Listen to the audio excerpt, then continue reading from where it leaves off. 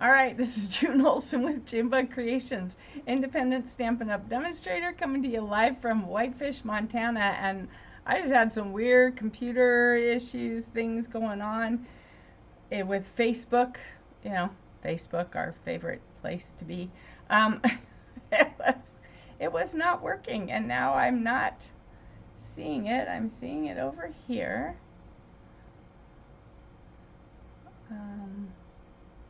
Why is it not going? I thought I'd pull up another tab so I could see the comments, but where is it? There it is. All right, it's showing up. I don't know what's going on with this. Let's see. Let me just check a couple things here. There we go. All right. Is it working for you? All right, so it's looking like, all right, well, I see it in one place, I'm not seeing it in the other, but all right, we're just gonna go with it because I don't know, but I can see, hello Sharon, great to see you on there. I can see that you're in the group. I'm looking at it on a different tab, so it's just kind of acting weird, but let's just go ahead and do this because I've got a lot to share with you. And I guess let me know. I don't know if it's my computer that's freezing up or what, but all right, hopefully we get this going on. So let's go ahead. I've got some stuff I want to show you, so let's go ahead and switch. Whew. All right, so I want to first talk about the machines. We have two machines, but what I love about them is that they are the elbow grease. All right, so it's not, it's not electronic. It's just crank it through. All right, so we have the mini machine, and then we have the regular size machine. So you can see there's a fair difference. There's a fair amount of difference in the sizes, but that's okay because they do different things. So this one is great for using for, say, the small add-on dies with your paper pumpkin. All right, the machines do the same thing. Here's the difference. This only does small things. All right, small things. You can see the difference in the size here of their platforms. All right, so this is only about half the size. We do have some embossing folders. I'll show those to you in a minute. We do have a couple embossing folders that go through here, but the majority of everything really does fit better through this machine. So I only use this occasionally for a live when I have small things that will fit within this space. All right, so this is the mini, and of course it is less because it is smaller. However, let me just point out to you, if you want to be able to use, and I don't even have small dies that fit in here, I mean small embossing folders. So here's an embossing folder. Here's an embossing folder. Here's an embossing folder. All right, they're all static. These are not going to fit on the mini. Okay, they're not going to fit on the mini. You can see that right there. They're not going to fit. So not even that one. All right, so all of these have to go through this machine. So what I tell people is if you just want this for traveling and you're only taking small things, then this is great. However, if you want to be able to do anything and everything, embossing folder wise, dies wise, then you really do want to go ahead and invest in this. And it's an investment. It's $130. It is an investment, but it will last you. It has a 3-year warranty, and it will last you more than those 3 years. I did my first one. I did have to send it back at 3 years because I couldn't get it to crank through. But I know people who've had it all along ever since they came out with them, and they've never had a problem with it. And I don't have a problem with this one. So, but if you want to be able to do any size embossing folder, any size die, because we do have some big dies, you want to go ahead and invest in this one. So that's all I'm saying, is you want to invest in this one. It comes with all the plates that you need to do the die cutting. This is what you need for the die cutting. This is what you need for the embossing. And I know this because it tells me on these two plates. All right, so this plate here, plate 1, is your first one. And then when you want to use thin dies, you're going to use plate 2, which is this one. And then you're going to use both of the number 3s, which are these. All right, see, it's got the number, well, this should be turned around. It's got the numbers up in the corners. You can see that. All right, and then down here for embossing, we have some embossing folders that are fairly flexible. Those are the standard embossing folders. You would do plate 1, plate 3, and plate 3 with the embossing folder and paper in between. If you're doing a 3D embossing folder, which is one of these that don't bend, they're pretty stiff, then you're just using plate 1 and plate 4. All right, and this is not, even though you see cutting marks on here, this is not a cutting plate. My goddaughter accidentally used it as a cutting plate. She didn't read, it's even in German, she didn't read this. But that's okay, it is what it is. All right, so we're gonna do some embossing here for you so you can see, what is this embossing? What does it look like? I showed you some things earlier that had embossing on it. We're gonna start with, let me move some of this stuff out of the way. So we're gonna be needing plate 1 and plate 4, and I'm gonna go ahead and do the eyelet. This is the eyelet 3D embossing folder. All right, now this is a card that goes in half like this. I don't want to put the whole card in there, so I'm just going to use the half, the front half of the card. All right, and I'm going to just put it down here at the end of the embossing folder. Set it like that. You always want to, most of the times, if not always, you want to run it through with the fold first. All right, money well spent. Yes, Sharon, I totally agree with you. Money well spent, especially if you use it a lot, right? And we use ours a lot for a lot of the classes. We use it a lot. All right, so we're going to run that through, and I like to just, if I want it to really be a strong embossing, strong texture. All right, look at that. Doesn't that look so cute? How many of you who had eyelet dresses and eyelet shirts and things back when you were a kid? I did. I had eyelet stuff. So comment eyelet if you had eyelet clothing or something. All right, so here is this. Oops. And then you can use it and you can put some flowers on it, or you could do something with it. It's either way, whatever you want to do with it. All right, let me show you another one. I just have some card bases that I was working on, and I had some left over, so I thought I'd just show you some of the embossing folders. Another one of my favorite embossing folders is the plaid embossing folder. It's so cool.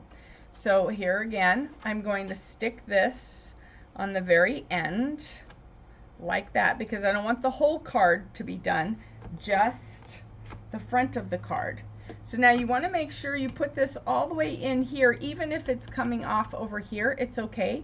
You want the whole card in here, because if you don't, or the whole piece of it, you want to make sure it goes all the way, because any of it that's sticking off, like if I had paper up here, it would not emboss up here. It's only going to emboss where you have the different layers. All right, here we go. And roll it through. Hear that pop, then you know that it went all the way through. And then, look at that. Doesn't that look cool? Totally love it. Love it, love it, love it. All right, and then we can fold it in half. There we go. Like that. And then that part's done. So I did some of those, let's see. So I did some where I embossed the front of these with two different, this is the birch bark embossing folder. This we were working together, for those of you that missed. Sorry you missed it. We did our craft and chat. We had 7 people on there and we were all working on different projects. Sharon got some stuff done. I got 11 of these cards done. I'll show you some other ones without embossing. And then I did one where I did some fussy cutting. But these 2, I just embossed it. If the card is all as it is, I embossed it, I added some gems, and it's done. I popped it up on dimensionals onto the card base, and it's done. So I'll put these in the drawing for that, and we're gonna do some others. All right, so I have this, I stamped this, but it's just kind of flat and plain. So I thought, you know what, let's spruce it up. We're gonna emboss just these sides.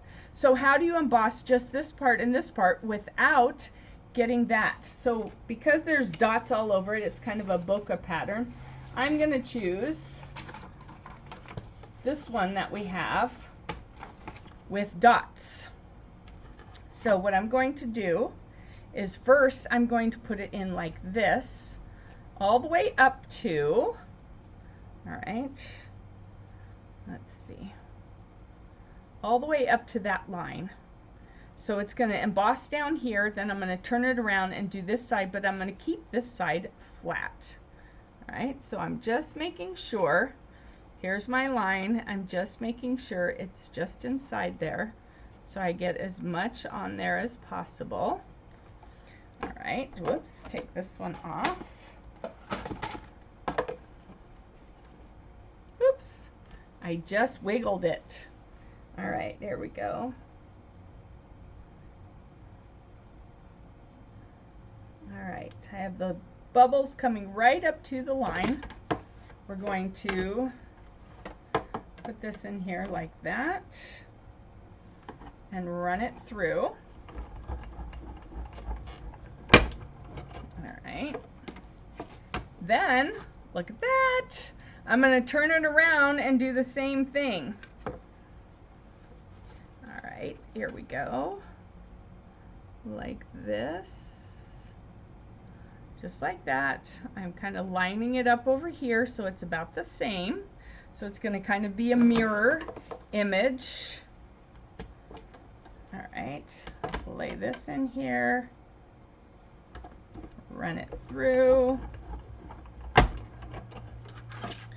and check that out. What do you think? So then what we'll do is we'll take it and we'll put it on this card. So we're going to fold the card. All right, and use our embossing folder. Move that out of the way. Use our embossing folder, not embossing folder, our bone folder. And then I'm going to take some dimensionals, which I'm down to the wire on these, but we'll do it like this. So we're going to cut there and here and here. I'm going to use this one on the end. All right, and then I'm going to use this one on the other end, and then, oh, those, ooh, that almost, not quite, just a little bit long. All right, just a little bit long. I'm going to take those and put it right here. You can also, on some of the other ones, I just put 5 of the dimensionals on there. You don't have to do this whole rigmarole of cutting the edges, but I like to use my edges, so why not use it for this? And then I don't want the center to sag at all, so I'm going to put one of those in there. And then we will just peel these off. Here we go. Peel those off.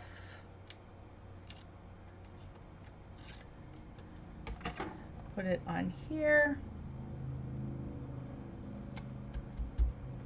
Just like that, and you have a quick, easy card. Simple and done.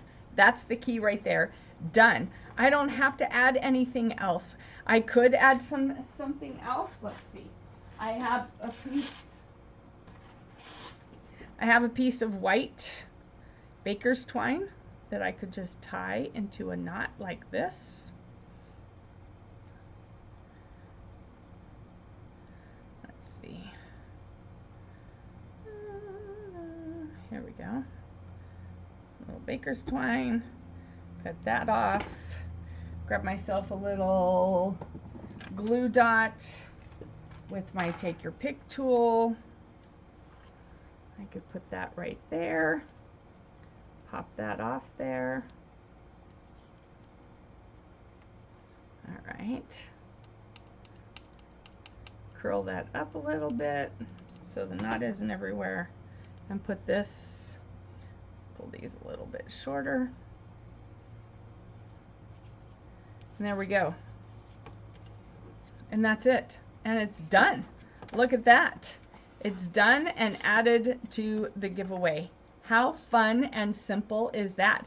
And look what the embossing did for the card. Talk about a game changer, right?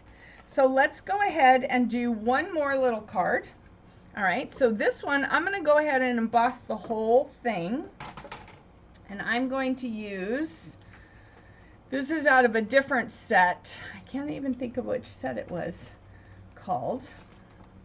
I can put that name in there if you want to know which set it was called, or get it here. All these watercolor ones are from Thoughtful Journey Memories and More pack. I think this is on the last chance list. I know these are on the last chance list as well. So we're going to go ahead and put this in here like this. And we're going to run it through. And we're doing the whole thing this time instead of a part of it. We're going to run it through like this. All right. And then, look at that. This is my favorite one. Look how cool that looks. Isn't that awesome? I love how cool that looks. All right, so then let's move this stuff out of the way. I have a big old mess over here. And I love that we can put this up and it stores easier. We'll get another card base. All right, we'll fold it in half. Use our bone folder just to really burnish it good. I usually do it on both sides. All right, then we can take this one and we can just glue it right on there like that. Or you could use them dimensionals if you want. But it's so easy to make these Memories and More cards. I'm doing all these little ones because I had a lot of extra little ones. But it's a pack. I guess I should have done that. It's a pack of the large ones and the little ones. There's 20 of each. No, there's 10 of each. So 10 of each of these little ones, 10 of each of these big ones with envelopes. All right, so it has the envelopes. It has the envelopes with them, and these large cards,